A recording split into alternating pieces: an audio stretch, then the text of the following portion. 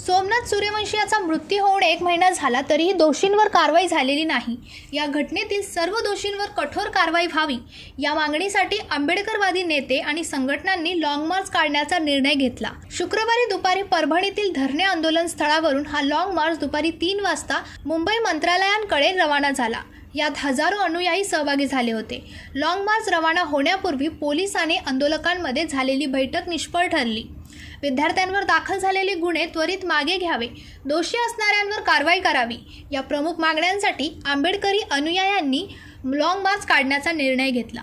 मंगळवारी लॉंग मार्चचा कसारा येथील डॉक्टर बाबासाहेब आंबेडकर येथे मुक्काम करण्यात आला। त्यांची राहण्याची सोय करण्यात आली। तसेच बुधवारी मुंबईसाठी निघालेल्या लॉंग मार्च सहभागी आंदोलकांची कसारा युवा विभागीय अध्यक्ष अमित शेजवळ यांच्याकडून चहा नाश्ता तसेच जेवणाची सोय करण्यात आली।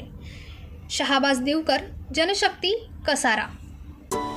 अरे तुम्ही अजून आमच्या चॅनलला सबस्क्राइब नाही केलं तर लगेच जनशक्ती चॅनलला सबस्क्राइब करा आणि बेल आयकॉनवर क्लिक करा आणि रहा अपडेट।